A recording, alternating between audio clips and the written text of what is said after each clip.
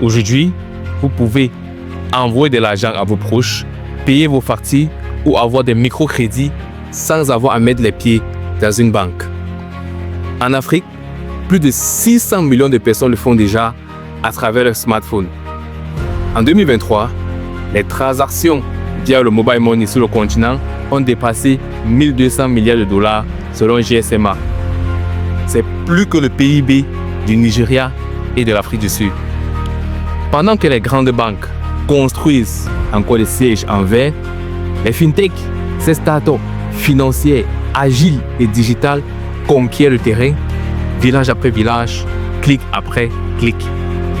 Et dans des pays comme le Kenya, le Sénégal ou la Côte d'Ivoire, les acteurs comme M-Pesa, Wave ou Orange Money gèrent aujourd'hui plus de la moitié des transactions financières quotidiennes.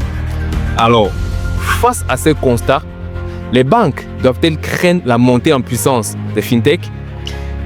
Restez jusqu'à la fin de la vidéo et nous allons décortiquer minutieusement les réponses à cette interrogation et surtout évaluer l'avenir des banques en Afrique.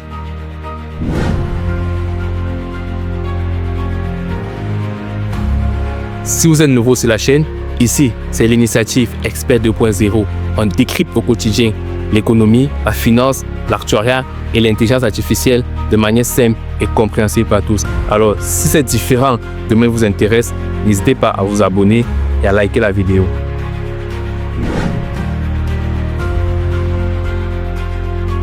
En 2024, les investissements mondiaux dans les fintech ont atteint plus de 106 milliards de dollars selon KPMG. En Afrique, la croissance est encore plus impressionnante. Plus de 1,3 milliard de dollars ont été investis dans les fintech africaines en 2023, soit près de 40% des investissements technologiques du continent. Et du côté de l'usage, plus de 500 millions d'Africains utilisent aujourd'hui des services de mobile money. Le volume des transactions a dépassé 1000 milliards de dollars en 2023. En clair, dans les pays développés, les fintech veulent remplacer les banques. Par contre, en Afrique, elles les rendent accessibles à des millions de personnes autrefois exclues du système bancaire.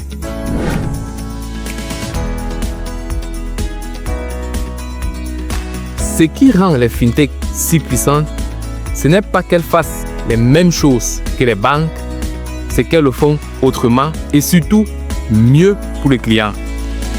Les 5 grandes forces des fintech sont les suivantes. Premièrement, l'accessibilité. Pas besoin d'agence, pas de fil d'attente.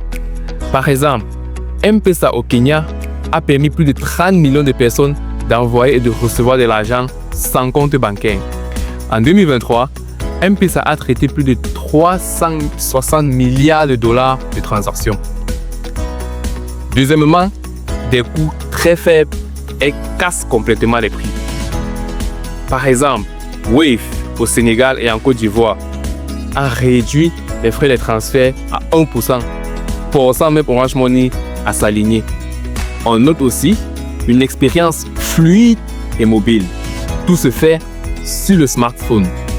Par exemple, OP au Nigeria, avec une interface intuitive et des cashbacks instantanés, a séduit des millions d'utilisateurs urbains. Ensuite, une agilité technologique, API, IA, automatisation. Fluidwave et Playstack permettent à n'importe quel entrepreneur d'intégrer un système de paiement en ligne en quelques heures seulement, pour citer celui-ci comme exemple. Et enfin, une mission inclusive. Au lieu de viser les riches, les fintech visent les exclus. Les solutions comme Evenset, ShipperCash simplifient les transferts transfrontaliers, même pour les petites sommes.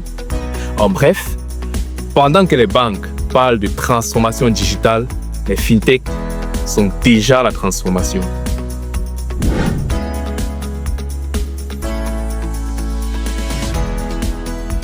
Mais attention, il ne faut pas trop vite enterrer les banques. Elles disposent encore des atouts très solides. Premièrement, la solidité financière. Elles ont des capitaux, des licences et l'accès aux banques centrales. Par contre, les fintech, elles, dépendent d'investisseurs souvent volatiles. La crédibilité réglementaire. les banques inspirent la confiance des autorités. Par exemple, au Sénégal, Wave et MTN Mobile Money doivent déposer leurs fonds dans les banques locales et se conformer à la BCEAO. Troisièmement, la maîtrise du risque. Le crédit, la gestion des dépôts, la conformité, c'est le cœur du métier du banquier. Et enfin, une clientèle historique. Elle dispose d'un capital de confiance construit sur plusieurs décennies. Il faut noter que les banques ont compris le message. Elles investissent, rachètent et parfois copient les fintech. Nous pouvons prendre comme exemple Société Générale avec son application Yup, Ecobank avec son application mobile et enfin UBA avec Léo, son assistant bancaire virtuel.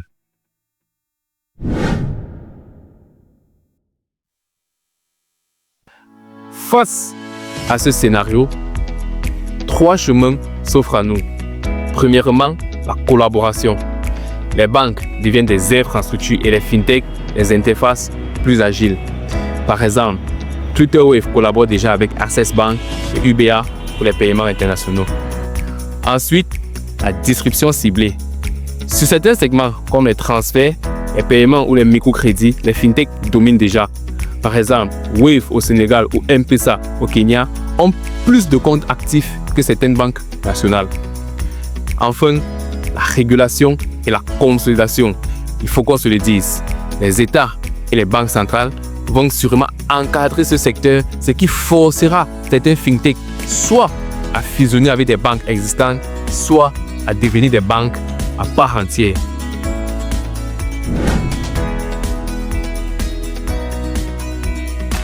Ce n'est plus un secret, les fintech s'imposent en Afrique et les statistiques le montrent. M-Pesa au Kenya, lancé en 2007, c'est le pionnier mondial du mobile money. Aujourd'hui, plus de 60 millions d'utilisateurs et un rôle central dans l'économie kenyane. Wave au Sénégal et en Côte d'Ivoire. Créée en 2018, elle est devenue en 3 ans seulement la première licorne d'Afrique de l'Ouest valorisée à 1,7 milliard de dollars. Elle a obligé tout le marché à revoir les tarifs. Flutterwave au Nigeria, présente dans plus de 30 pays africains et valorisée à 3 milliards de dollars. Elle facilite les paiements pour Uber, Boki.com et des millions de PME africains. Ces histoires montrent qu'une chose. En Afrique, les fintechs ne sont pas juste une mode. Elles sont devenues le système financier de millions de personnes.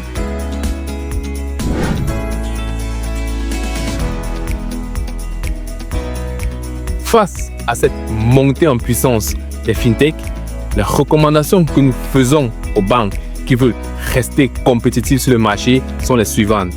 Premièrement, ouvrir les API pour coopérer avec les fintechs. Ça, c'est non négociable.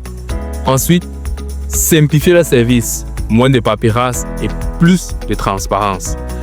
Cibler les jeunes et les indépendants, car c'est la génération Mobile First, Mobile Money. Enfin, investir dans la tech locale. Travailler avec les développeurs, les data scientists et surtout l'innovation à l'africaine. En résumé, les banques doivent arrêter de craindre les fintech et commencer à penser comme elles. Les banques ne doivent pas avoir peur des fintech. Elles doivent avoir peur de ne pas évoluer. La montée en puissance des fintech, ce n'est pas une menace. C'est une opportunité de repenser la finance. Plus rapide, plus simple, plus inclusive. Le futur de la banque, ce n'est pas un immeuble en verre à Abidjan ou à Lagos ou à Libreville. C'est une application dans ta main qui te donne du pouvoir sur ton argent. Et vous en pensez quoi? Les fintechs africaines vont-elles remplacer les banques? Ou est-ce que les banques vont s'en adapter et reprendre la main? Dites-le moi en commentaire. Likez, partagez et abonnez-vous. On en reparle bientôt dans une nouvelle vidéo sur l'avenir de la finance africaine.